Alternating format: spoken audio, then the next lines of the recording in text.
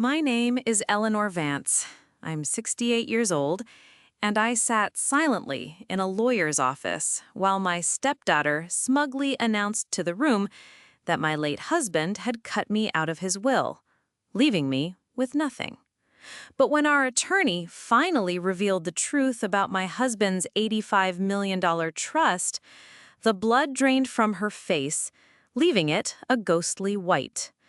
It's a long and painful story, but it's one I feel I have to tell, not just for myself, but for anyone who has ever felt invisible, taken for granted, or had their kindness mistaken for weakness. Before we get into the heart of it, I'd love to know where you're all listening from today. It's a comfort to know we're connected, no matter the distance. Please take a moment to drop your city or country and the time of day in the comments. It makes this big world feel a little smaller. Now, settle in. The story begins, as it so often does, with a fragile peace just before the storm. Before the shadows fell, my life was a watercolor painting, soft-edged and saturated with the warm hues of contentment. My world was Serenity Lake, and its heart was the house my grandfather had built with his own two hands. It wasn't a mansion, but it was solid and true, crafted from cedar and stone, with a sprawling porch that overlooked the water. Every floorboard held a memory: my first steps, scraped knees from childhood summers, the nervous excitement of my first date. It was the house I had brought my beloved Richard to after we found each other, two souls given a second chance at love late in life. Richard was the kind of man who seemed to be carved from the same sturdy oak trees that lined our property. He was gentle, patient, and his love was a quiet, steady warmth that had thawed the lingering chill of my first husband's passing. He had his own grief, of course. His first wife, taken by illness far too young, had left him with a daughter, Vanessa. By the time Richard and I married, Vanessa was a fully grown woman, a sharp, polished gem with a hardness that even her dazzling smile couldn't quite conceal. I truly tried with Vanessa. For 20 years, I extended a hand of friendship, of family. I remembered her birthday, her favorite wine, the name of her pretentious interior designer. I listened for hours on end to her dramatic retellings of her messy divorce, her complaints about her ex-husband's new wife, and her constant battles over the custody of her two children, Blake and Madison. I hosted holiday dinners where she would subtly rearrange my table settings and offer backhanded compliments about my cooking. "It's so rustic, Eleanor. Quaint." Through it all, I smiled and poured more wine, telling myself that this was the price of peace, the toll for blending two families. But there was always a pane of glass between us, invisible but impenetrable. Still, our life, Richard's and mine, was a sanctuary. We fell into the comfortable rhythm of retirement. Mornings were for coffee on the porch, watching the mist rise off the lake. Afternoons were for reading in our matching leather armchairs, his snores occasionally rumbling through the quiet house.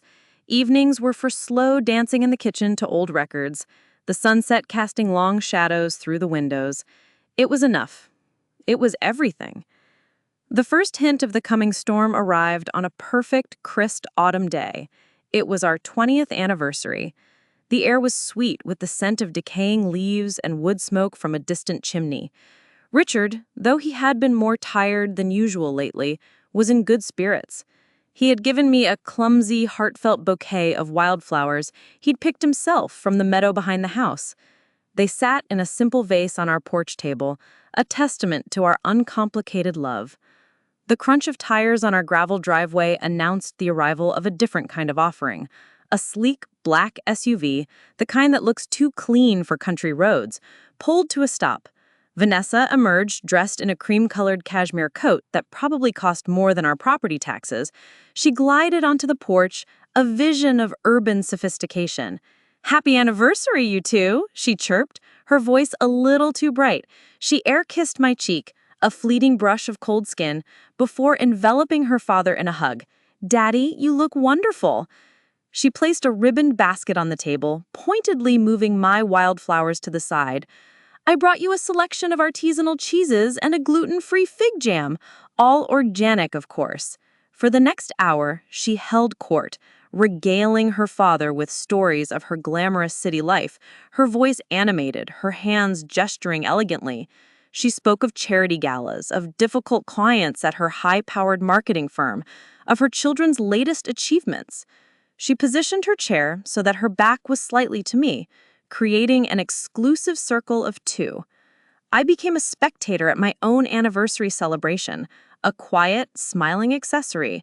I felt the familiar, dull ache of being on the outside looking in, a feeling I had long ago learned to suppress. She loves her father, I told myself, a mantra I'd repeated for 2 decades. She's just showing she cares. A week later, the diagnosis came. Pancreatic cancer, stage 4. The words echoed in the sterile, beige-walled oncologist office, stealing the air from my lungs.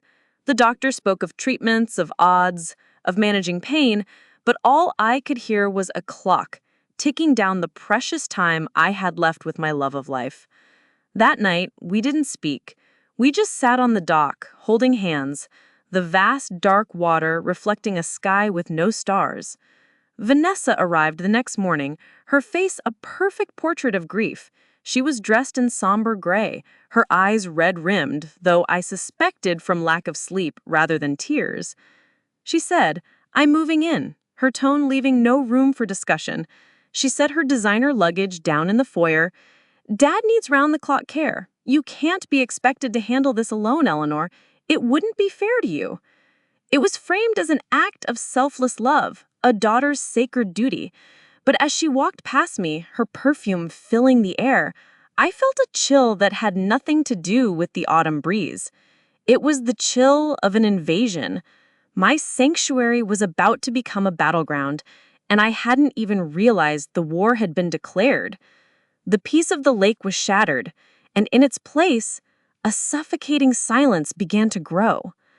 Vanessa's occupation of our home was swift and total. It was a masterpiece of passive-aggressive warfare, waged with sympathetic smiles and a velvet-gloved fist. Within a week, the house felt less like my own and more like a high-end hospice facility where I was merely a volunteer. Her expensive, minimalist belongings began to appear, displacing our comfortable clutter. A stark white orchid replaced my cheerful pot of African violets on the windowsill. The scent of her cloying sandalwood perfume clung to the curtains. Her control extended beyond the decor. She became the gatekeeper of our lives. My daily routine, once a source of comfort, was systematically dismantled. My morning walks by the lake were met with a concerned frown. "Eleanor, are you sure you should be leaving Dad alone for so long?" My weekly phone call with my sister was interrupted. "So sorry to cut in, but Dad needs his rest now. The doctor said stress is the enemy." The most insidious part was her tone. It was always gentle, always laced with a feigned concern that painted me as either selfish or incompetent. She treated me like a well-meaning but slightly dotty old woman who couldn't be trusted with the serious business of her husband's care. She left me little notes on the kitchen counter, written on thick, cream-colored stationery.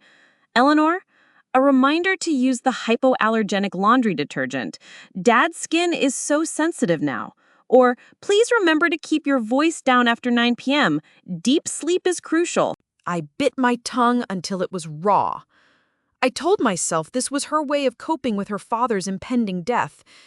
I told myself that fighting with her would only cause Richard more pain. So I complied. I became smaller, quieter, trying to make myself invisible in my own home, all for the sake of a fragile peace. The breaking point came, as it so often does, over something small. The pills. Richard's medication regimen was complex, a carefully calibrated cocktail to manage his pain, combat nausea, and, we hoped, slow the cancer's relentless march. I had a system, a chart I'd made with Dr. Evans, our trusted oncologist. One morning, I came into the kitchen to find Vanessa standing at the counter, a large plastic pill organizer in front of her. She was sorting Richard's pills into the little color-coded compartments. "Good morning," she said brightly. "I thought I'd take this off your plate. It's so easy to get confused with all these different bottles. This way, we can be sure he's getting exactly what he needs when he needs it." The implication hung in the air, thick and suffocating. You might get it wrong. I felt a hot flash of anger. "Thank you, Vanessa, but I have it under control. Dr. Evans and I went over the schedule very carefully." "Oh, I'm sure you did. But things change. I was doing some research online, and I also spoke with a friend of mine who's a nurse. They said that for his level of pain, we should probably be more aggressive with the painkillers. I've adjusted it slightly." A cold dread, sharp and immediate, pierced through my anger. "You did what?" "Vanessa, you cannot change his prescription without talking to Dr. Evans. That is incredibly dangerous." She finally looked at me, her expression one of weary patience, the kind one reserves for a difficult child. "Eleanor, please don't be so dramatic. It's a minor adjustment. I know what I'm doing. I'm just trying to make sure my father isn't in pain." That afternoon, Richard was barely coherent. He was groggy, his speech slurred, his eyes unfocused. He slept through the golden hour, that magical time in the late afternoon when the sun slanted through the windows, a time he had always cherished. He was in no pain, that was true. He was also barely present. My fear sharpened into a terrifying certainty. I waited until Vanessa left for one of her essential trips to the city to visit her acupuncturist. My hands were shaking so badly I could barely dial the phone. I called Dr. Evans' private line. "Eleanor, what's wrong?" he asked, his voice instantly alert. He knew I would only call this line in an emergency. I explained what Vanessa had done, my voice trembling with a mixture of rage and fear. The silence on the other end was chilling. "Eleanor," Dr. Evans said, finally, his voice hard as granite, "listen to me very carefully. The dosage Vanessa administered is not a minor adjustment. It's a massive overdose of a powerful opioid. It could have suppressed his respiratory system. It could have killed him. Get those pills away from her immediately. I want you to be the only one handling his medication from now on. Is that clear?" The world tilted on its axis. It wasn't just recklessness. It wasn't just arrogance. This was something far darker.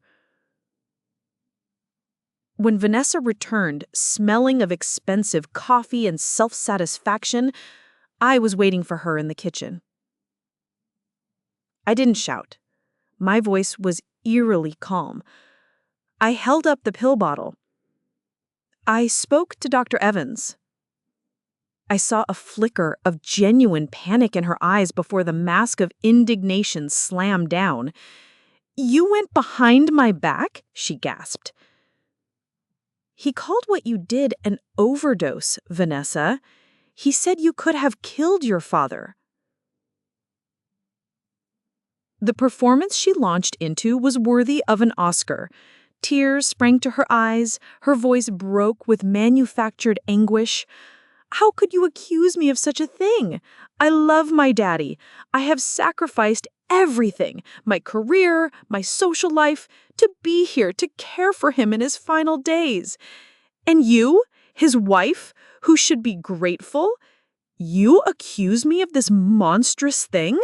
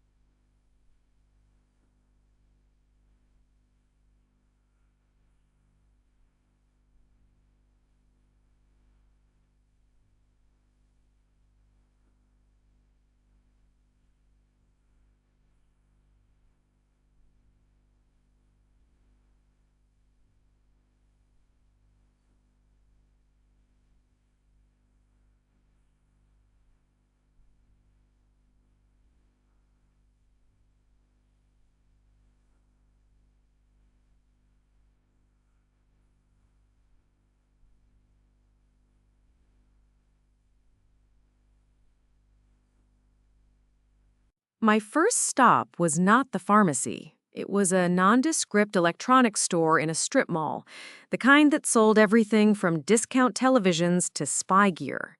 I felt a tremor of unease as I walked in, a sense that I was crossing a line from which there was no return. But the image of Richard's vacant eyes after his accidental overdose propelled me forward. I described my needs to a bored-looking young man with multiple piercings. He led me to a display of what he called nanny cams.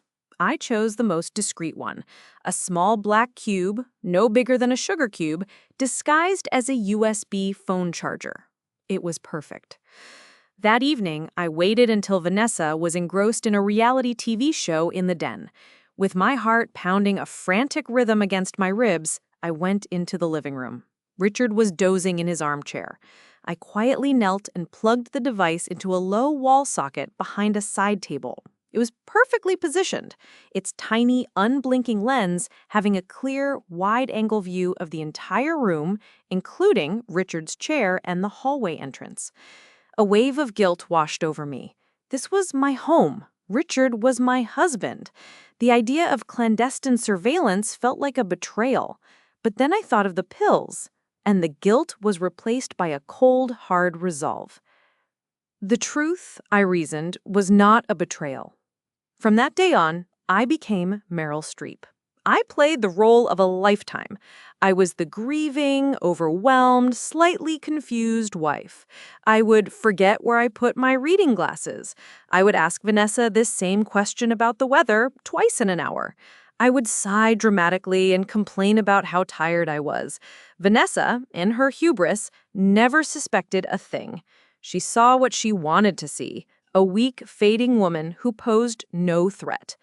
Every night, long after the house had fallen silent, my own secret ritual would begin. I would creep into the living room and retrieve the tiny memory card from the camera. Then I would lock myself in my small sewing room, the only space in the house Vanessa seemed to have no interest in. With the volume on my laptop turned down to a whisper, I would watch the day's events unfold. It was a soul-crushing experience. I watched hours of my own humiliation. I saw Vanessa dismiss my opinions, roll her eyes behind my back, and treat me with a chilling lack of respect. But scattered amongst the mundane cruelty were the nuggets of pure gold, the incontrovertible proof I needed.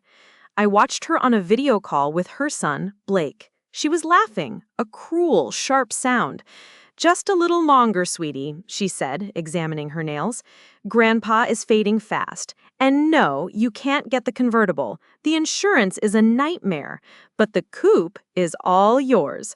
Don't worry about her. She's so lost in her own little world, she wouldn't notice if the house was on fire. Dad is meeting with my lawyer next week to make sure the will is ironclad. She'll be lucky to get a set of his old golf clubs." I recorded the audio of a phone call where she instructed a financial planner to prepare documents to transfer Richard's stock portfolio into a new account under her name, to be executed the moment the estate is settled. The most damning piece of evidence, the one that made me physically ill, came on a rainy Thursday. I had spent the morning making Richard's favorite dish, a slow-cooked beef stew rich with vegetables and herbs. I knew he had little appetite, but I hoped the familiar aroma might tempt him. I left a bowl on a tray for him before going upstairs to rest. The camera captured what happened next. Vanessa walked into the room, looked at the stew with a wrinkled nose, and without a moment's hesitation dumped the entire bowl into the kitchen trash. She then pulled a greasy paper bag from her designer handbag. It was from a fast food chain.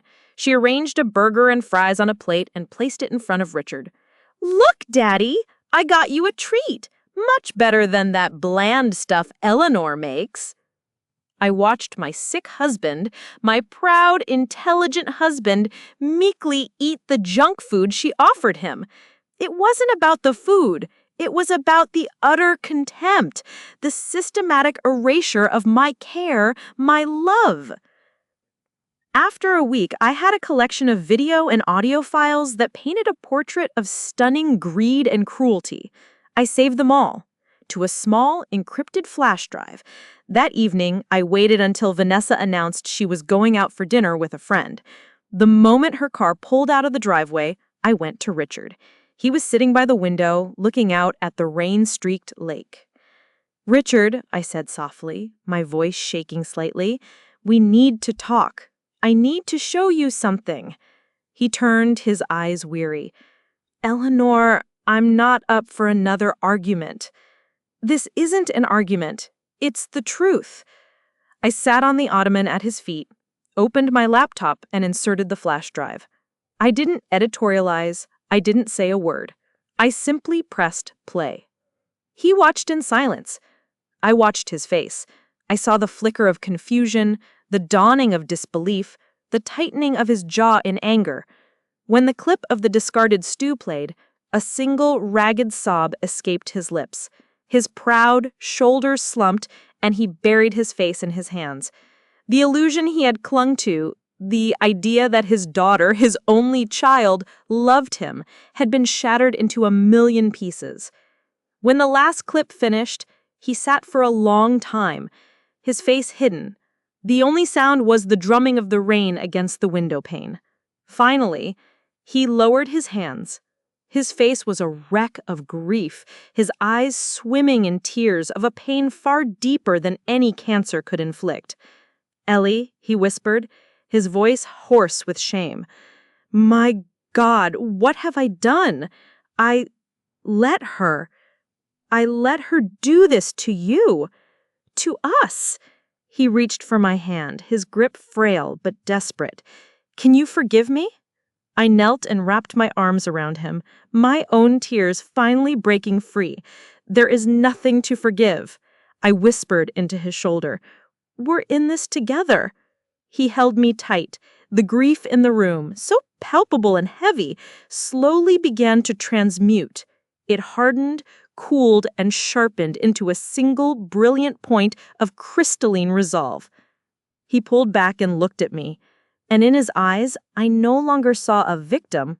I saw the man I had married, a fighter. He said, "She will not win. She will not destroy what we have built. We are going to set a trap, Ellie. A beautiful, perfect, inescapable trap." The atmosphere in our home underwent a seismic shift, a change imperceptible to Vanessa, but profoundly real to Richard and I. Outwardly, the tableau remained the same. I continued my Oscar-worthy performance as the fragile, grieving wife, and Vanessa continued to preen and posture, the self-appointed queen of a kingdom she believed was already hers. But beneath this placid service, a powerful undertow of conspiracy was pulling us toward a final, dramatic confrontation. Our hushed late-night conversations were no longer filled with tears and recriminations. They were strategy sessions, whispered war councils held in the dark. Our first clandestine act was to contact William Bill Harrison. Bill was more than just a high-priced lawyer. He was a piece of our history. He and Richard had been college roommates, two young men full of fire and ambition who had remained steadfast friends for over 50 years. Bill's integrity was legendary, as unshakable as the granite columns outside his downtown office. We knew we couldn't risk making the call from the house. Vanessa had the hearing of a bat. So, the next morning, under the guise of needing to get some fresh air, I drove to a deserted scenic overlook a few towns over, a place where the cell signal was strong and the only possible eavesdroppers were the birds. "Bill Harrison's office," a crisp voice answered. "It's Eleanor Vance for him," I said, my heart thumping. "It's urgent." A moment later, Bill's familiar, rumbling voice came on the line. "Eleanor? My dear, are you all right? How is Richard?" "He's fighting, Bill, but we have another fight on our hands. A different kind," I said, and the story came pouring out of me. The pills, the systematic isolation, Vanessa's blatant maneuvering, and the damning evidence I had collected on the flash drive. I could almost feel his fury vibrating through the phone. "That venomous, greedy little—" he began, his voice tight with anger. before catching himself. He took a deep, steadying breath. I knew she was selfish, but this is monstrous. Richard has always been willfully blind when it came to her. So, Eleanor, tell me, what does he want to do? He wants to fight back, Bill. Not just to disinherit her, but to make sure she can never do this to anyone, ever again. We need a plan that she can't escape. Something final. A plan, Bill said, and I could hear the gears of his formidable legal mind beginning to turn. I agree. Simply changing the will isn't enough. She'd tie you up in probate court for years. She'd hire some shark to claim Richard was incompetent, that you exerted undue influence. We need to be smarter. We need to build a fortress. No, better yet, we need to build a maze that leads her directly into a cage of her own making. And so, over a series of secret, encrypted phone calls, the Vance Gambit was meticulously constructed. It was a symphony of legal maneuvering, with Bill as the conductor and Richard and I as his first-chair musicians. The cornerstone of the plan was the Vance Family Trust. Richard had established it decades ago as a standard tool for managing his estate. All our major assets, the lake house, the stock portfolio that paid for our comfortable life, the beach house in the Carolinas, the ski cabin in Vermont, the valuable art collection, were legally held within this trust. Bill's proposal was brilliant in its simplicity. Richard would sign an irrevocable amendment to the trust. This amendment would stipulate that upon my, Eleanor's, 68th birthday, I would become the sole trustee and the sole beneficiary of the entire trust. My birthday was less than 3 months away. Once that date passed, the $85 million estate would transfer to me, silently and automatically. The will, the document Vanessa was so obsessed with, would be rendered impotent, a mere vessel for personal trinkets and sentimental items of no real monetary value. The second movement of our symphony was the element of deception. We had to let Vanessa believe she was winning. On Bill's advice, Richard agreed to meet with the slick young lawyer Vanessa had been pushing on him, a man named Mark Compton. Richard, playing the part of a weary man tired of fighting, would instruct Mark to draw up a new will, one that fulfilled Vanessa's wildest dreams. It would name her as the primary heir to the entire estate. This document would be our bait, a beautifully crafted illusion designed to inflate her arrogance and lead her, blind and smiling, toward the precipice. The third and most crucial element was the escalation of evidence. The videos are powerful, Eleanor, but to make this stick, to truly neutralize her, we need a professional's touch.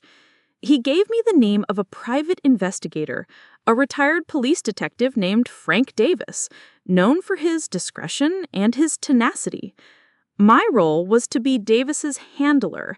I would be the one to direct his investigation, to feed him the information he needed to build an airtight case, all while remaining completely invisible to Vanessa. I made the first call to Mr. Davis from a payphone at a gas station, a relic from another era that suddenly felt like the height of security. His voice was gravelly, no nonsense. I laid out the situation, my voice low and urgent. I told him about Maria, our loyal housekeeper who Vanessa had summarily dismissed. I told him about Dr. Evans and the medication incident. And Mr. Davis, I added, my voice hardening, I want you to dig into her past. She was married before. Her first husband died. I want to know everything. The final part of the plan rested entirely on my shoulders. I had to perfect my performance. I had to become the woman Vanessa believed me to be, defeated, confused, and utterly powerless. It was a painful, humiliating role to play. I began confiding in Richard's sister Carol, knowing full well she was Vanessa's informant. I would call her, putting a tremor in my voice, and complain about how Vanessa was taking over. "Oh, you poor dear," Carol would cluck sympathetically. "But you must understand, she's under so much pressure. She had to pass up a major promotion at her firm just to be there for her father. You really should try to be more grateful." Each conversation was like swallowing acid, but I knew every word was a poisoned dart flying straight to its intended target, reinforcing Vanessa's fatal overconfidence. The day Richard met with Mark to sign the decoy will was a masterclass in theater. I stayed in the background, looking frail and lost, while Vanessa hovered over her father's shoulder, her face alight with triumphant greed. A few weeks later, my 68th birthday came and went, marked only by a quiet dinner with Richard. But that night, as I lay in bed, I held the original signed amendment to the trust in my hands. It was done. The fortress was built. The trap was set. Now all we had to do was wait for the predator to walk into it. With the legal fortifications in place, a strange and unsettling calm descended upon our household. It was the eerie quiet in the eye of a hurricane. I was no longer just a victim. I was a co-conspirator, a secret agent in my own life. My fear, which had been a constant, gnawing companion, was replaced by a cold, sharp-edged anticipation. Every day was a scene in a play, and I, the lead actress, knew the shocking final act by heart. Vanessa, blinded by what she perceived as her absolute victory, became insufferably bold. Her lawyer, the ambitious Mark Compton, became a fixture at our house. He was a young man in an expensive suit with a hungry smile and the predatory eyes of a shark that smells blood in the water. They would spread blueprints and financial statements across our antique dining room table, the same table where Richard and I had hosted countless happy family dinners. Their voices were a constant low murmur, a soundtrack of avarice that polluted the air of my home. "The lakefront acreage is a real prize," I heard Mark explain one afternoon, his voice slick with professional enthusiasm. "What about his art?" Vanessa would ask, her voice greedy. "That ugly painting in the hallway, the one with the squiggly lines, is it worth anything?" "It's a de Kooning, Vanessa," Mark replied, a touch of exasperation in his tone. "It's worth more than the house. We'll need a full appraisal of everything, of course, but your inheritance is going to be staggering. This isn't just never work again money. This is your great-grandchildren will never work again money." I would force myself to walk through the room during these discussions, perhaps to refill a vase with water or dust a nearby shelf. I kept my movements slow, my shoulders stooped, my face a carefully composed mask of weary sorrow. I could feel their gazes slide over me and then dismiss me. I was part of the old world, a relic that would soon be swept away with the rest of the sentimental clutter. It took every fiber of my being to maintain my composure, to not scream at them that they were vultures picking over a man who was still alive. The greatest threat to our elaborate charade came on a blustery Tuesday in November. I was in the kitchen, pretending to polish silver, when I saw Vanessa and Mark emerge from Richard's study, carrying a dusty cardboard box filled with old files. My blood ran cold. I knew that box. It contained decades of financial history, including the original incorporation documents for the Vance Family Trust. I watched, my heart hammering against my ribs, as Mark set the box on the dining room table and began to sift through the contents. He pulled out a thick, leather-bound folder. "Well, what have we here?" he said, wiping a layer of dust off the cover. He flipped it open. "The Vance Family Trust, established 1992. He started to read, his brow furrowed in concentration. This was it, a moment of pure, unscripted terror. A sharp lawyer like Mark, even a young and arrogant one, might recognize the potential significance of such a document. He might start asking questions that could unravel our entire plan. I had to act instantly and decisively. My eyes darted around the kitchen and landed on the freshly brewed pot of coffee. An idea, born of desperation, flashed in my mind.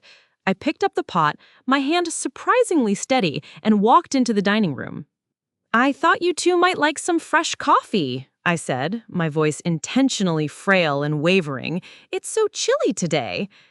As I neared the table, I executed a move that would have made a professional stuntman proud. I let my ankle twist, lurching forward with a theatrical gasp.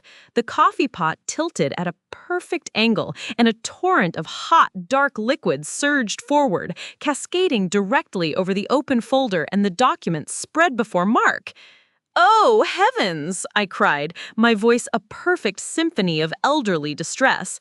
"Oh, my goodness, I am so clumsy! My balance! It just isn't what it used to be."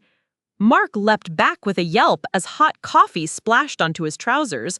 Vanessa shot me a look of pure, unadulterated fury. "Eleanor, for God's sake, be more careful. These are important legal documents."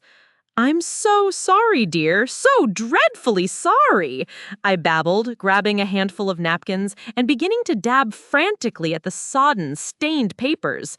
My dabbing, of course, only served to smear the ink and blur the text into an illegible mess. Mark, more annoyed about his suit than the documents, waved a dismissive hand. It's fine, he said impatiently. "It's probably just some archaic tax shelter from the 90s. Useless now. Let's focus on the brokerage statements. That's where the real money is." He tossed the ruined, dripping folder onto a chair and turned his attention to a different file. He had taken the bait. My performance as a clumsy old woman had saved us. I retreated to the kitchen, my heart still pounding, but now with the exhilarating rush of adrenaline. I had stared into the abyss, and I had not blinked. Meanwhile, Mr. Davis, our ghost, was proving to be a master of his craft. His weekly reports, delivered in plain brown envelopes to a P.O. box I'd rented, were masterpieces of concise, damning information. He had interviewed Maria, our former housekeeper, who provided a tearful sworn affidavit about Vanessa's cruelty and neglect. He had a statement from Dr. Evans confirming the medication error was life-threatening. Then came the report that changed everything. Davis had traveled to Pennsylvania, to the town where Vanessa had lived with her first husband, a wealthy industrialist named Michael. Michael had died at 55 from what the local coroner had ruled an accidental overdose of his prescribed heart medication. Davis, a born skeptic, had dug deeper.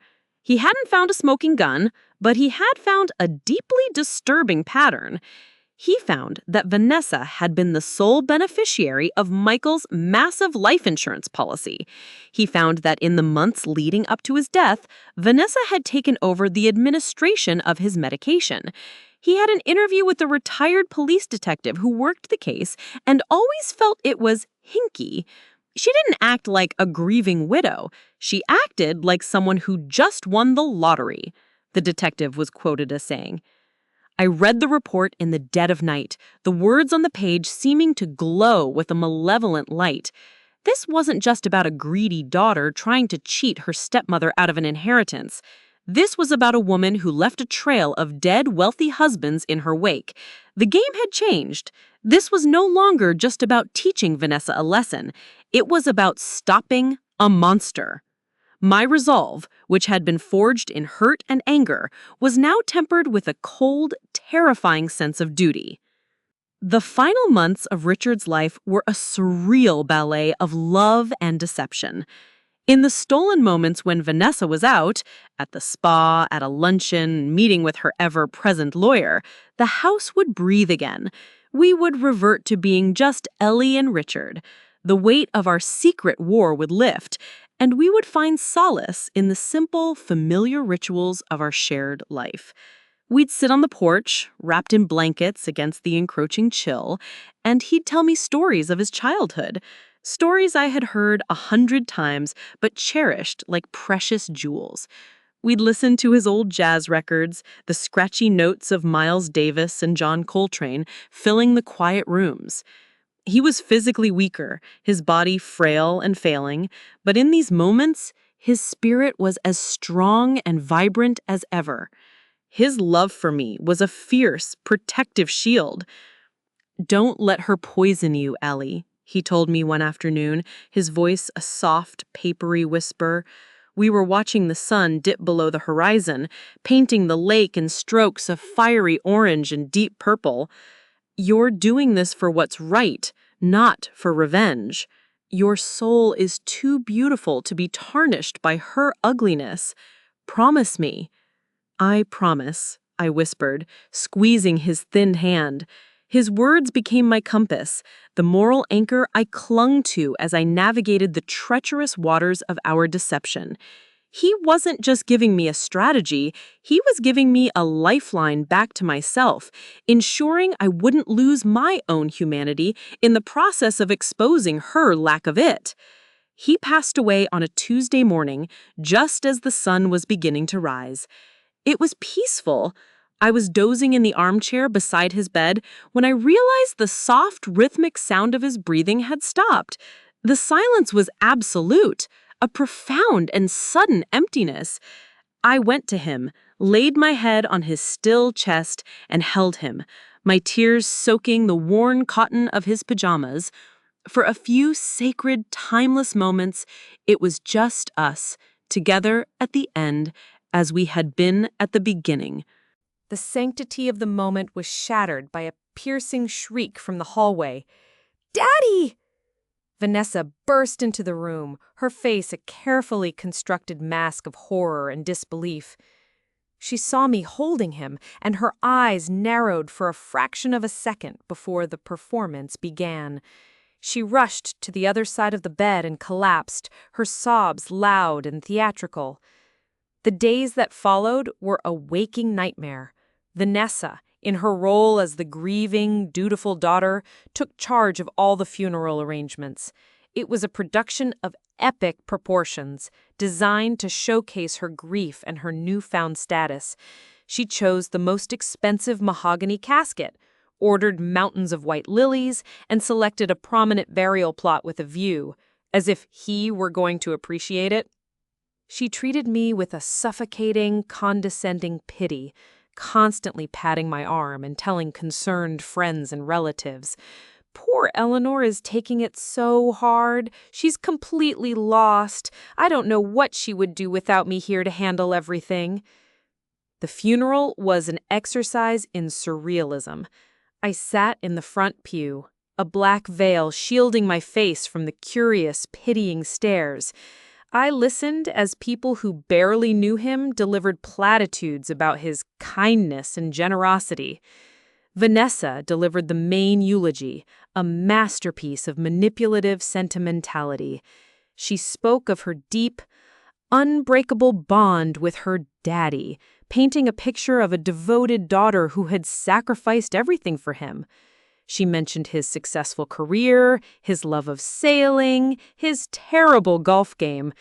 She did not mention me, his wife of 20 years, once. I remained motionless, a silent, veiled statue, my real grief hidden deep inside, too sacred to be put on display for this circus. My friends, my true friends, like Sarah, knew.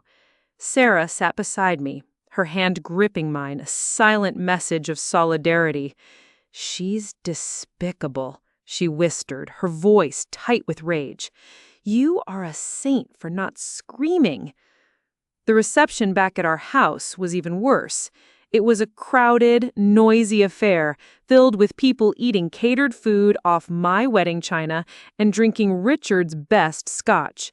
Vanessa, having miraculously recovered from her debilitating grief, was the star of the show, flitting from group to group, accepting condolences with a sad, brave smile. She found me standing by the fireplace, staring into the flames. She had a glass of champagne in her hand. "Eleanor," she said, her voice a low, conspiratorial murmur, "now that the formalities are over, we do need to be practical. I've already spoken to a top real estate agent. We should aim to get the house on the market by the end of the month to catch the spring buyers. You'll need to start thinking about where you'll go. I've taken the liberty of getting some brochures for some very lovely high-end retirement communities. One of them even has a golf course. I stared at her, at this woman, my husband's daughter, discussing the sale of my home, my family's legacy, while the scent of funeral lilies still clung to the air. The rage that rose in me was a white-hot, silent scream. I wanted to slap the champagne glass from her hand. I wanted to expose her for the vulture she was, right there, in front of everyone. But Richard's voice echoed in my mind. Promise me. I took a breath, letting it out slowly. I summoned the broken, fragile woman I had been playing for months. My hand trembled as I raised it to my face. "Oh," I whispered, my voice cracking convincingly.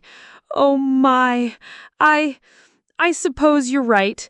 It's just all so overwhelming. I haven't even begun to think." Her eyes shone with a cold, triumphant light. She had misinterpreted my iron control for shattered weakness. "Don't you worry your head for a thing," she said, patting my shoulder. "I will handle everything." Later that evening, after the last of the mourners had finally gone, leaving a trail of dirty plates and empty glasses, Vanessa approached me again. The pretense of sympathy was gone, replaced by brisk efficiency. "Eleanor, I'll need the keys," she said, her tone matter-of-fact. "The beach house, the cabin in Vermont, and the spare set for the downtown apartment. I need to have the locks changed for insurance purposes and get the properties appraised as soon as possible."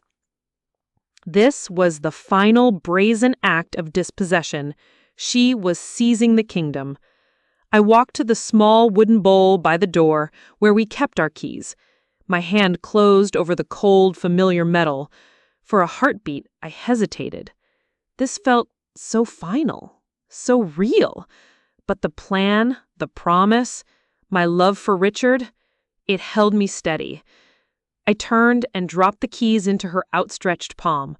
I let my shoulders slump in defeat. I allowed a single, perfect tear to trace a path down my cheek. "Of course, Vanessa, I suppose you're right. It's just all so overwhelming. I haven't even begun to think." Her eyes shone with a cold, triumphant light. She had misinterpreted my iron control for shattered weakness. "Don't you worry your head for a thing," she said, patting my shoulder. "I will handle everything." The 30 days between the funeral and the scheduled reading of the will were the longest, most suffocating month of my life. I was an exile in my own home, a ghost haunting the rooms that were once filled with my life and love.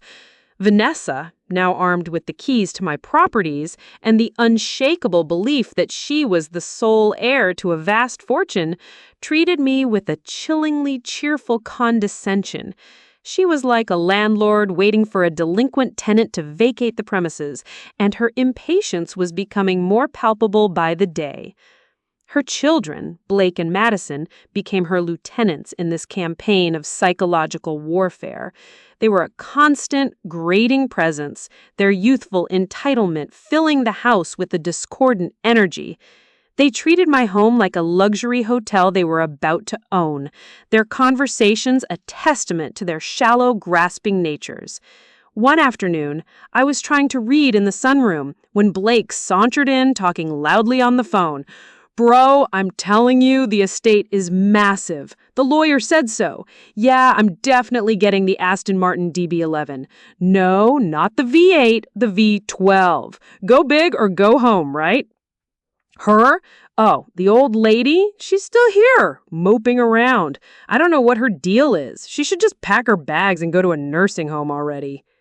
Madison was just as bad, though her cruelty was wrapped in a veneer of feigned sophistication.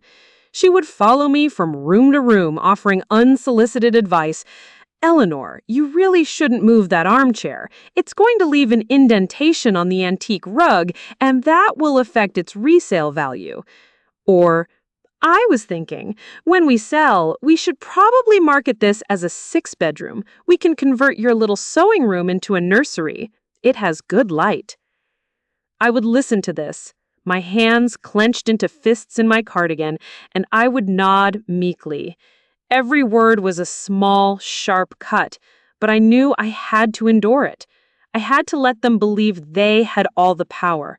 Their arrogance was a crucial ingredient in our plan. My sanity was preserved by my small, secret circle of allies. My fiercely loyal best friend, Sarah, was my rock. She had moved past her initial skepticism about my plan and was now my most ardent supporter. She would visit twice a week, bringing me homemade soup and gossip, her presence a bubble of normalcy in my insane world. We would sit in the garden even as the weather grew colder, our conversations whispered but intense. "I don't know how you do it, Ellie," she said one day, her breath misting in the air. "If she told me my sewing room was going to be a nursery, I'd have stabbed her with my knitting needles." I managed a small smile. "It's easier when you know how the story ends, Sarah." My other ally was Maria, the housekeeper Vanessa had so callously dismissed. After I had given her the check to guarantee her financial security, her fear had been replaced by a quiet, steely resolve. She had met with Mr. Davis and provided a detailed, sworn affidavit that corroborated everything I had captured on camera. She had even remembered other instances of Vanessa's cruelty, intercepting packages, losing important messages for me, and speaking about me to her children in the most derogatory terms. Maria's courage, her willingness to stand up for what was right, despite her vulnerable position, was a constant source of inspiration to me. Even Richard's sister Carol continued to play her part, albeit unwittingly. Her weekly welfare check calls were a trial I had to endure. Her voice would be thick with a syrupy, false concern. "Eleanor, dear, I'm so worried about you. Vanessa tells me you're not eating. You must keep your strength up." "I'm trying, Carol," I'd whisper, making my voice sound weak and tremulous. "It's just so hard. Vanessa's in charge of everything now. I feel so useless." "Nonsense, dear," she'd cluck. "You should be grateful to have her. She's sacrificing so much. She had to turn down a major promotion at her firm, you know, all to manage Richard's affairs. She's a saint." Each call was a small act of self-flagellation, but I knew it was working. Carol was a direct pipeline to Vanessa, and every report of my supposed decline only served to bolster Vanessa's fatal self-assurance. The day before the appointment with Bill Harrison, Vanessa delivered what she intended as the final, merciful blow. She found me in my bedroom, packing a small suitcase with some personal effects, photographs, a few cherished books, my mother's jewelry. "Oh, good," she said, leaning against the doorframe, her arms crossed. "I'm glad to see you're being proactive. It will make the transition so much smoother. I've slided a glossy brochure onto your dresser. It's called the Golden Sunset Senior Residence. It's very exclusive. They have water aerobics and a lovely dining hall. I've already put down a deposit for you. I can arrange for a car to take you for a tour next week." I looked at the brochure, at the smiling, silver-haired seniors playing shuffleboard. I looked at Vanessa's smug, satisfied face. She had planned my entire future, a neat, tidy little box to put me in, out of sight and out of mind. I picked up the brochure, my hand trembling slightly for effect. That's very thoughtful of you, Vanessa," I said, my voice barely a whisper. She smiled, a thin, triumphant slash of red lipstick. "I just want to make sure you're taken care of," she said, the lie rolling smoothly off her tongue. That night, sleep was impossible. I sat in the dark, looking out at the moonlit lake, the house silent around me. I thought of my life with Richard, of the love and laughter that had filled these rooms. Tomorrow, I was fighting for more than just a house or a bank account. I was fighting for our memory, for our love, for justice. I made one last, brief call to Bill Harrison on my burner phone. "Are we ready, Bill?" I asked. He replied, his voice a calm, reassuring presence in the dark. "The stage is set, Eleanor. The actors are all in place. All that's left is for the curtain to rise." "I'm ready," I said, and I meant it. As dawn broke, I felt a strange and profound calm settle over me. The long, agonizing wait was over. The performance was finished. It was time for the final act. The law offices of Harrison and Partners were designed to communicate one thing: power. The air itself felt heavy, scented with the rich aroma of old leather, lemon oil, and the weight of a century of legal precedent. Sunlight struggled to pierce the tall, mullioned windows, falling in dusty shafts across the thick Persian rugs. It was a place where fortunes were made and lost, where family dynasties were preserved or dismantled, all with the stroke of a pen. As I walked through the heavy oak doors, however, I felt no awe, no intimidation. I felt a cold, clear-headed sense of purpose. I was not a supplicant here. I was the architect of this day's events. Vanessa, Blake, Madison, and their lawyer, Mark, were already assembled in the main conference room. They were arranged on a long, plush leather sofa, a portrait of smug entitlement. Vanessa was the centerpiece, in a severe black dress that screamed, "grieving but in charge." Blake was fidgeting with his tie, looking bored and impatient. Madison was absorbed in her phone, her thumb flying across the screen. Mark, their legal eagle, sat beside them, a slim, expensive briefcase resting on his knees, an arrogant smirk playing on his lips. They all looked up as I entered, their conversation ceasing abruptly. Vanessa's smile was a masterpiece of condescension. "Eleanor, so glad you could join us.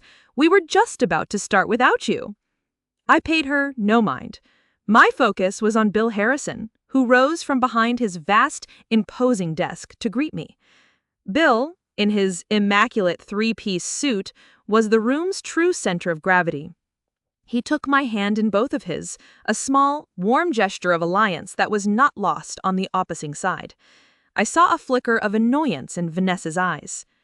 "Eleanor, my dear," Bill said, his voice a comforting rumble, "please take a seat." The seating arrangement was deliberate. I was directed to a single, high-backed leather armchair that faced the desk, placing me directly opposite the sofa. The battlefield was set. "Well, can we get this over with?" Blake piped up, able to not contain his impatience. "I have a tea time at 3. Bill fixed him with a glacial stare over the top of his half-moon reading glasses, and Blake shrank back into the cushions. "Patience, young man," he said coolly. "The disposition of a man's entire life's work is not something to be rushed." He opened a thick, leather-bound folder on his desk, the sound of the heavy paper rustling in the quiet room. He began to read, his voice a steady, methodical monotone, reciting the standard legal preamble of the will. I watched the faces opposite me. Blake was practically vibrating with impatience. Madison was openly yawning. Vanessa finally lost her composure. She snapped, "Bill, for the love of God, can you please dispense with the theatrics and skip to the primary bequests?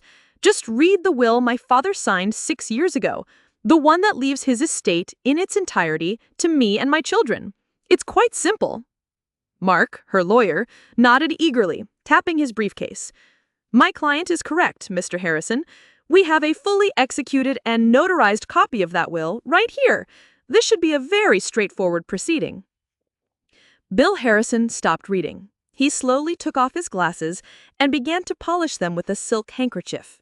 He looked at Vanessa, then at Mark, and a slow, genuine smile spread across his face. It was not a kind smile.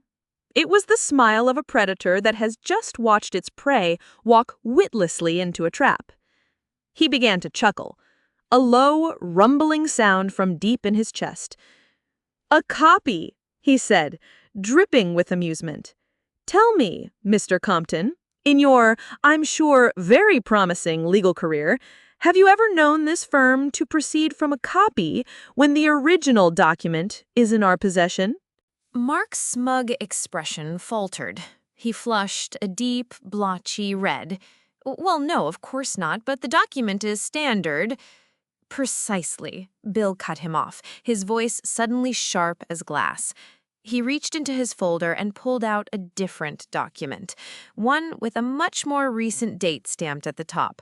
The will you are so confidently referencing, Vanessa, is a moot point. It was rendered null and void by this document, the true and final last will and testament of Richard Vance, which he signed in my presence just 2 months before he passed. The air was sucked out of the room. Vanessa's face went rigid, her mouth falling open in a perfect O of shock. "What? That's a lie. He was in no condition to sign anything. He was heavily medicated. You," she shrieked, her carefully controlled facade shattering into a million pieces as she pointed a trembling, accusatory finger at me. "You took advantage of him." I met her gaze, my expression calm, my hands resting peacefully in my lap. Bill continued as if she hadn't spoken. "On the contrary, your father was perfectly lucid, and his signature was witnessed by myself and 2 senior partners of this firm. His medical records from that day, which we have, will attest to his soundness of mind. Now," he said, putting his glasses back on, "shall I proceed with what your father actually wanted?"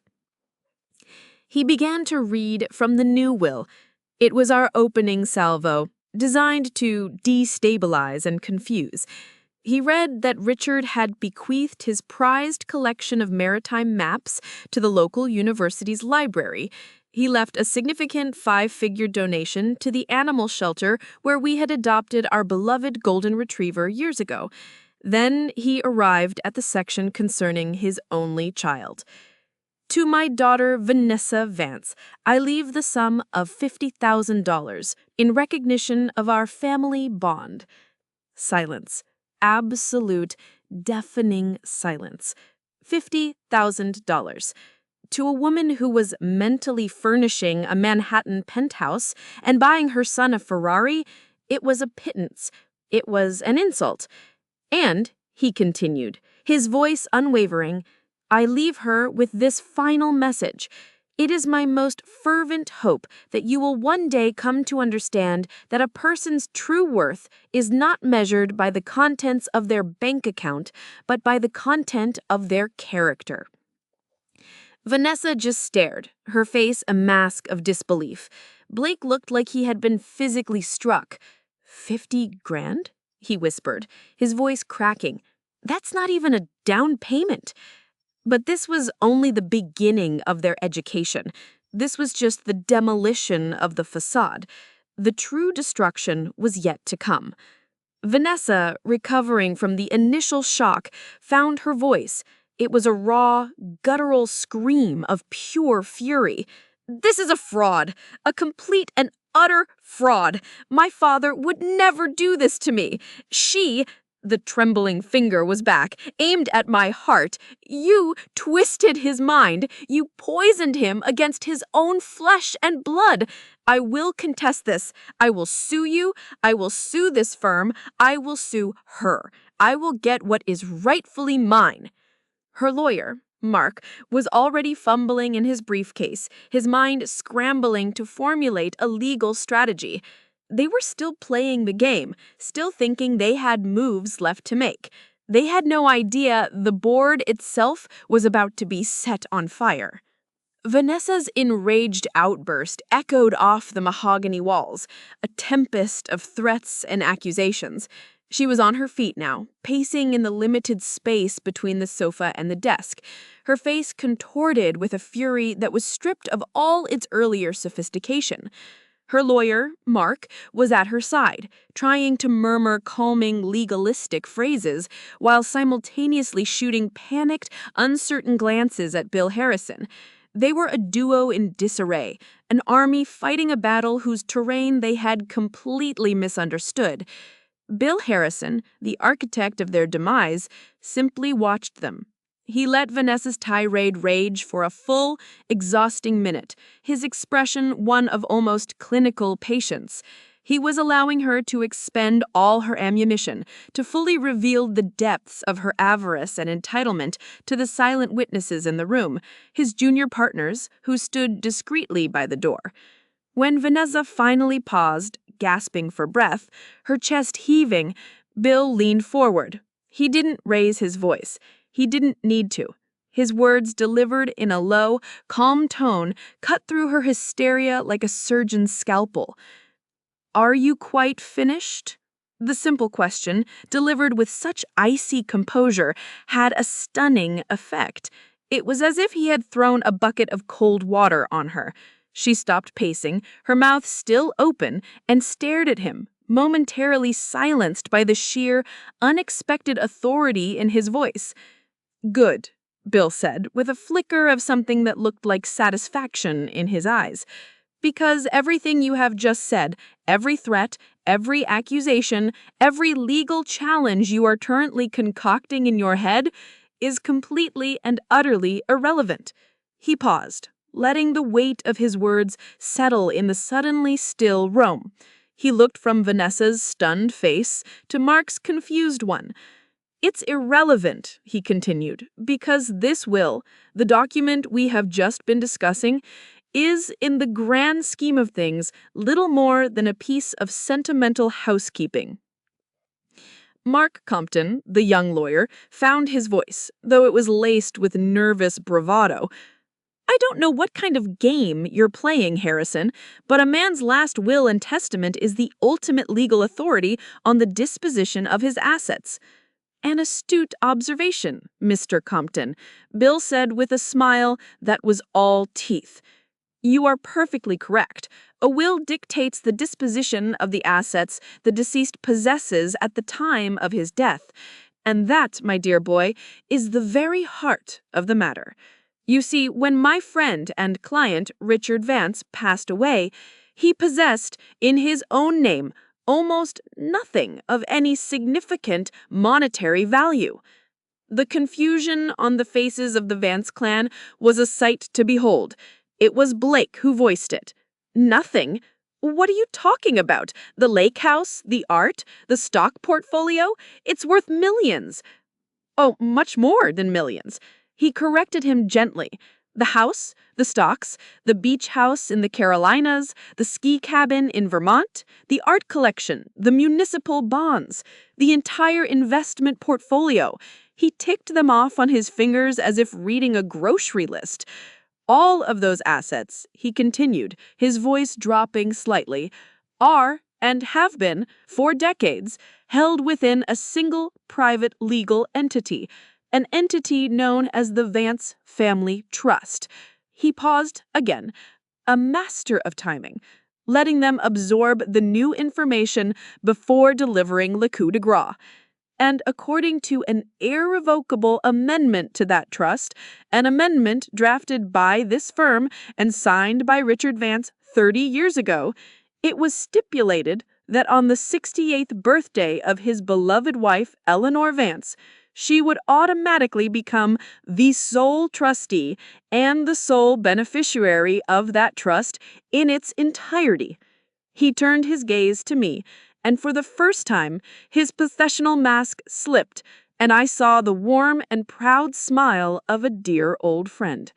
That happy occasion, he announced to the silent, stricken room, took place 15 months ago, which means, as a matter of indisputable legal fact, every single significant asset you came here today hoping to inherit has belonged to Eleanor, and Eleanor alone, for well over a year. Congratulations on your birthday, my dear." The silence that followed was not empty. It was a living thing, thick with the sound of shattered dreams and dawning horror. Vanessa's face, which had been flushed with rage, drained of all color. She looked like a statue, carved from chalk. Blake's jaw was slack, his eyes wide with the stupid, uncomprehending look of a cow staring at an oncoming train. Madison, who had been looking at her phone, was now staring at me, her face a blank canvas of shock. Their lawyer, Mark, was frantically, uselessly shuffling through the papers in his briefcase, the blood pounding in his ears as he realized the sheer, catastrophic scale of his professional malpractice. He had been played for a fool, and he knew it. Vanessa finally made a sound, a choked, strangled croak that was barely human. "No," she whispered. "No, he wouldn't. He was sick. You took advantage of a sick, dying man." Her eyes, wild with panic, locked onto mine. "You manipulated him." This was my moment. The moment I had rehearsed in my mind 1,000 times. I rose from my chair, my movements slow, deliberate, and imbued with a strength that no one in that room, save Bill, had ever seen in me. I walked to the head of the table and stood beside him. "Manipulation?" I asked, my voice not loud, but clear and resonant, filling the room with a power that was entirely my own. "Let's talk about manipulation, shall we, Vanessa?" I placed the thick file Mr. Davis had compiled on the polished surface of the desk. The sound it made was a solid, definitive thud. "Let's talk about systematically isolating a man from his friends. Let's talk about changing a cancer patient's medication against his doctor's explicit life-saving orders." I looked directly into her eyes, and for the first time, she flinched. She looked away. "Let's talk about throwing away the food his wife lovingly cooked for him and feeding him greasy fast food instead, or about going through my private desk drawers looking for financial statements, or about telling your son he'll soon be driving a sports car paid for by his grandfather's death." I let each charge land, a precise verbal blow. "You thought my husband was a fool, didn't you, Vanessa? You thought he was a weak, senile old man whose mind you could poison against the woman he loved. You were wrong. My husband was the most intelligent, decent man I have ever known. And he saw you. Oh, he saw you so clearly. This entire elaborate plan, this was his final lesson to you. A lesson in consequences." Then I unsheathed the final, sharpest blade. "And he wasn't the only husband whose final days are of interest. Your first husband, Michael, the one who also died from a tragic, unforeseen medication mix-up. Mr. Davis, my investigator, found the similarities in your behavior striking. And I believe the district attorney's office will too." The sound Vanessa made was a high, thin wail of pure animal terror. The fight, the arrogance, the greed, it all evaporated, leaving behind the raw, ugly core of her fear. I turned back to the desk and placed 3 crisp, white envelopes in a neat stack in front of her. "These are eviction notices. You and your children have 30 days to vacate all of my properties: the main house, the beach house, the cabin, and the apartment. I suggest you start packing." Bill Harrison cleared his throat, delivering the epitaph. "And this," he said, holding up one final document, "is a temporary restraining order, signed by a judge this morning. You are to have no contact with Mrs. Vance, and are not to come within 500 feet of her or her properties. As for the evidence compiled by Mr. Davis," he tapped the thick file, "a copy has already been delivered to the DA. I expect you'll be hearing from them very soon." It was over. Utterly, comprehensively over. I looked at the 3 of them, a tableau of ruin on the expensive leather sofa. I felt no joy, no thrill of victory, just a vast, hollow, and profound sadness. A promise had been kept. A debt had been paid. I turned, without a backward glance, and walked out of the room, leaving them to drown in the wreckage of their own making. Stepping out of the climate-controlled chill of Bill Harrison's office and into the bright, chaotic sunlight of the city street felt like breaking the surface after being held underwater for a lifetime. I took a deep breath of the exhaust-fumed air, and it felt cleaner and sweeter than any air I had ever breathed. The weight I had been carrying for 2 long, arduous years, the weight of grief, deception, and righteous anger, had finally been lifted. In its place was a quiet, aching emptiness, the feeling of a soldier after a long and brutal war. The fight was over. Now, I had to learn how to live in the peace. The news of Vanessa's spectacular downfall rippled through our community with the speed of a brush fire.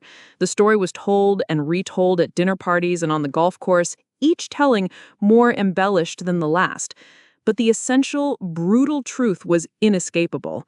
Vanessa Vance, the self-proclaimed devoted daughter and powerful heiress, had been publicly and comprehensively humiliated, left with nothing but a pittance and a cloud of suspicion. Her unraveling was swift. The restraining order and the looming threat of a criminal investigation into her first husband's death caused her world to implode. The wealthy, influential friends who had once flocked to her side vanished like mist in the morning sun. Her law firm, citing the scandal, quietly asked for her resignation. I heard through the grapevine, a surprisingly efficient network of my old bridge partners, that she had been forced to sell her lavish city apartment at a loss and was living in a small, generic rental complex out by the airport. Madison, I was told, had dropped out of her expensive private college, her trust fund, which she had assumed was imminent, having evaporated into thin air. The generational wealth they had been so casually planning to spend had become a ghost, a phantom of a life they would now never have. Richard's sister, Carol, was one of the first pieces of collateral damage. She tried to call me a dozen times in the week following the will reading. I let the calls go to voicemail. Her messages were a frantic, tearful jumble of excuses and apologies. "Eleanor, I had no idea. I swear on my life, I never knew what she was really like. She fooled me. She fooled all of us. Please, you have to believe me." After the 12th message, I picked up the phone and called her back. She answered on the first ring, her voice breathless with a desperate hope. "Eleanor, oh, thank God you called. I am so sorry." I cut her off, my voice not unkind, but firm and clear as a bell. "Carol, I'm calling you to say this, and I will only say it once. Your intentions don't matter. The road to hell, as they say, is paved with them. Your willful blindness, your choice to believe her lies because it was easier than confronting the ugly truth, that enabled her cruelty. It made you a part of it. I don't wish you ill, but I am pruning my life. I am cutting away anything that does not bring me peace or truth. And that, I'm afraid, includes our relationship. Goodbye." I hung up the phone before she could respond. It wasn't an act of vengeance. It was an act of self-preservation. I was tending to my own garden for the first time in years, and I would not allow any more weeds to grow. The most profound and unexpected piece of fallout arrived in my mailbox 2 months after the confrontation. It was a single, plain white envelope with no return address, postmarked from a small college town in another state. My first instinct was to throw it in the fire, assuming it was another plea or threat from Vanessa. But something made me pause. The handwriting was youthful and feminine. With a sense of trepidation, I slid my letter opener under the flap. The letter was written on simple, lined notebook paper. It was from Madison. "Dear Eleanor," it began. "I don't know why I'm writing this. I don't expect you to ever read it, and I certainly don't expect you to forgive me. I know I don't deserve that. But I feel like I have to say it, even if it's just to the empty air. I am so sorry. Not just for how I behaved at the lawyer's office, but for everything. For every smug look, every whispered insult, every moment I stood by and watched my mother treat you with such cruelty. I grew up in a house where a person's worth was measured by the brand of their handbag and the size of their bank account. That's all my mother ever talked about. Love, kindness, integrity, they were just words to her. I saw the way you and Grandpa looked at each other, the quiet, gentle love you shared, but I didn't understand it. I was taught to see that kind of love as weakness, and to see my mother's brand of ruthless ambition as strength. I was a fool, a stupid, blind, arrogant fool. Watching my mother's world collapse has been like waking up from a long, terrible dream. I see her for who she is now. Not a powerful matriarch, but a hollow, greedy, and deeply unhappy woman.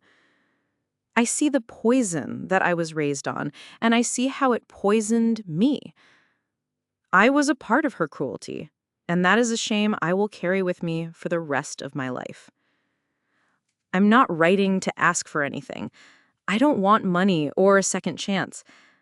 I just needed to say it. I'm working 2 jobs to pay for community college. I'm trying to build a life, a real one, on my own terms. I just wanted you to know that you were right about everything. And my grandfather was a far better man than my mother ever deserved.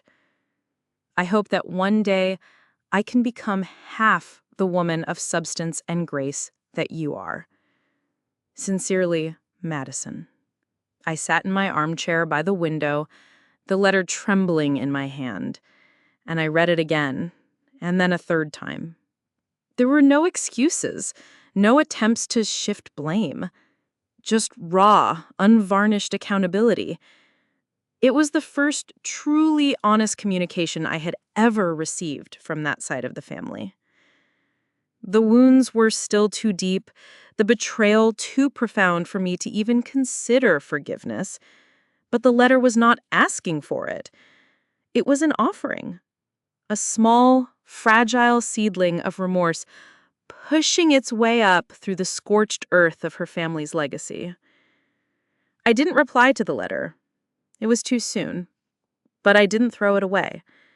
I folded it carefully and placed it in a small cedar box where I kept my most treasured possessions: a faded photograph of my parents, a lock of Richard's hair, a seashell from our honeymoon. It would serve as a reminder that even in the deepest darkness, a single soul can choose to turn toward the light. Her journey was her own now. Mine was finally free to move forward.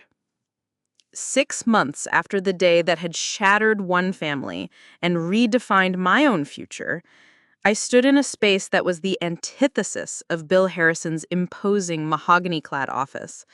It was a bright, airy storefront in a modest but bustling part of the city. The walls were painted a warm, hopeful yellow. The rooms were filled with healthy green plants, and the air hummed with the quiet, purposeful energy of people dedicated to a cause. A simple, elegant brass plaque on the glass door read, "The Vance Legacy Foundation."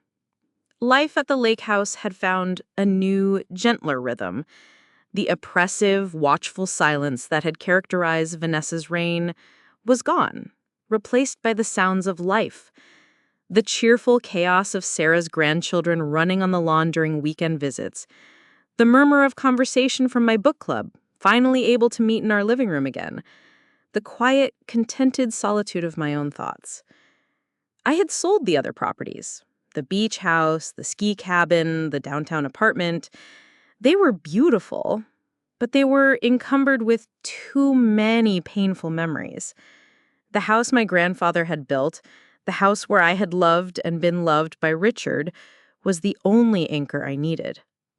With Bill's expert legal guidance and a substantial endowment from the Vance Family Trust, I poured my energy and resources into creating the foundation.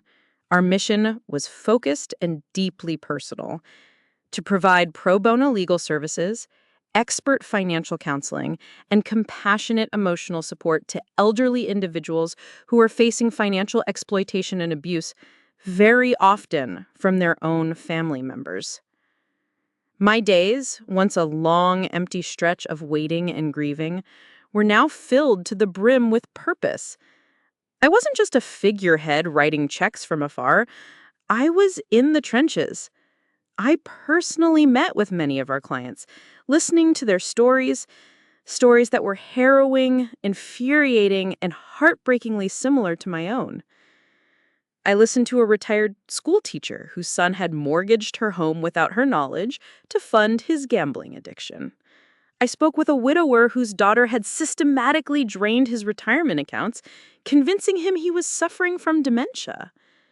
I held the hand of a woman whose children were trying to have her declared incompetent so they could sell her farm, a farm that had been in her family for generations. I saw my own fear, my own sense of betrayal and helplessness reflected in their tired, worried eyes. And I was able to offer them the one thing I had so desperately needed, an immediate, powerful, and unwavering ally. You are not alone. You are not crazy, and you have every right to fight for what is yours, I would tell them.